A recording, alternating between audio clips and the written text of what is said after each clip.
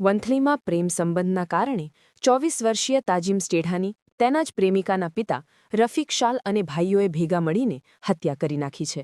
ધોકા, સળિયા અને છરી વડે કરવામાં આવેલા આ હુમલામાં યુવાનનું ઘટના સ્થળે જ મોત નીપજ્યું હતું. પોલીસે અગતરાઈ ગામ પાસે છુપાયેલા 3 શખ્સોને ઝડપી પાડી જેલના સળિયા પાછળ ધકેલી દીધા છે અને વધુ તપાસ હાથ ધરી છે.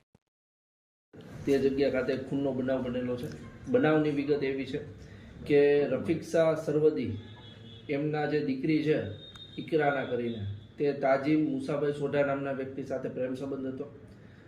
આ કારણોસર બંને પરિવાર વચ્ચે અવારનવાર માથાકૂટ થતી હતી, જેના કારણે રફીક શાહ કાસમ શાહ સરવદી તથા અકરમ શાહ હનીફ શાહ સરવદી, અરબાજ શાહ રફીક શાહ સરવદી અને ઇરફાન શાહ અમીન શાહ બાનવા નામના વ્યક્તિઓએ ભેગા મળીને ભલાઈ સપીરની દરગાહ ખાતે તાજીમ મુસાભાઈ સોઢાને લાકડાના ધોકા વડે, લોખંડના સળિયા વડે તથા છરી વડે જીવલેણ હુમલો કરી તેમનું મૃત્યુ નિપજાવેલ છે.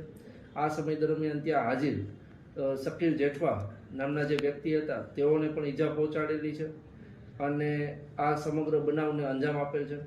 આ ગુનાના કામે 3 આરોપીઓ રફીક શાહ કાસમ શાહ સરવદી, અકરમ શાહ હનીફ શાહ સરવદી અને અરબાજ શાહ રફીક શાહ સરવદી નામના આરોપીઓને હાલ અરેસ્ટ કરવાની પ્રક્રિયા હાલ ચાલુ છે અને ઇરફાન શાહ અમીન શાહ બાનવા નામનો જે વ્યક્તિ છે જે આ કામે આરોપી છે તેને પણ ધરપકડ કરવા પોલીસ હાથ પ્રયાસરત છે.